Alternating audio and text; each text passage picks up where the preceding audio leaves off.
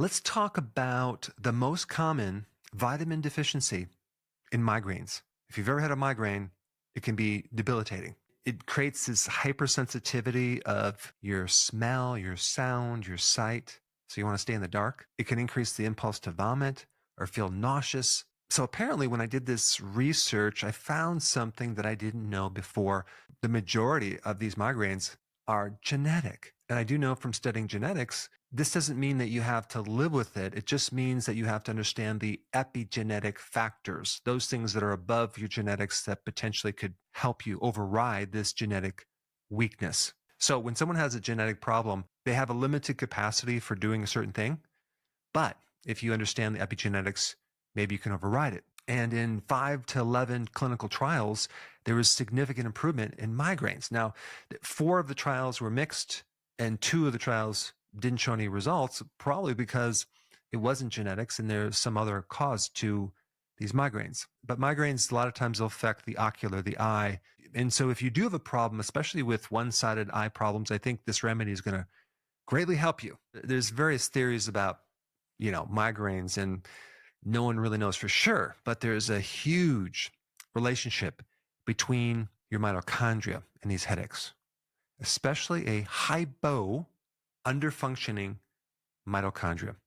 There's some type of dysfunction in the mitochondria that doesn't allow it to work correctly. And this particular vitamin is involved with an enzyme that helps you preserve the aerobic metabolism in your mitochondria. That just means with oxygen. And so when you're taking food and turning it into energy, it's all about oxidizing it and using oxygen to help make energy.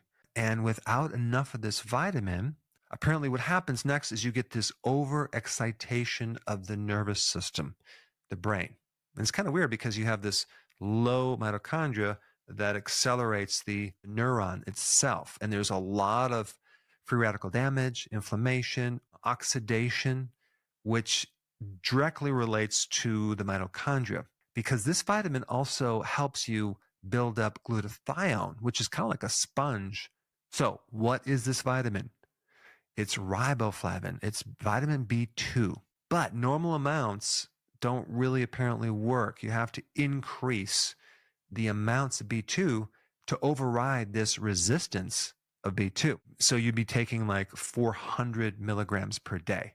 But apparently if you have this genetic problem in your mitochondria, you're going to need more B2 to make it work. And what this vitamin is going to do, it's going to help this hypoxic state, or this state of low oxygen. It's just going to preserve and allow this oxygen to work through the mitochondria. And another little side note to this is in Parkinson's disease, which is a brain problem, one of the earliest indications for Parkinson's is the failure of the glutathione mechanism. So apparently if you don't have enough glutathione or you have too much oxidative damage, it can seriously create damage to your neurons. This is what I'm going to recommend, and definitely put your comments down below if it helps you. But start taking 400 milligrams of B2 just as a prevention. And now let's say, for example, you start getting a migraine.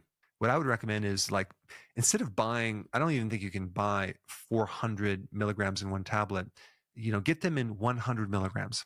Wait an hour, take another 100 milligrams. Wait an hour, take another 100 milligrams. And keep doing this until your migraine is gone, but don't exceed 400 milligrams a day. But the point is, I wanted to put this very interesting connection between B2 and migraines on your radar so you can use that within your tools to help yourself. One cause is basically a sodium deficiency. So just taking more sea salt can reduce migraines and headaches pretty quick. The other thing about these migraines is that there's usually always this oxidative stress, free radical damage issue. So just by taking some powerful herbal antioxidant, you can many times get rid of the migraine as well, whether it's ginger or turmeric. Those are the two that I recommend. You can try either or. Now, just from the standpoint of headaches in general, I did a video on other potential causes that you need to know about as well. And for that information, check out this video right here.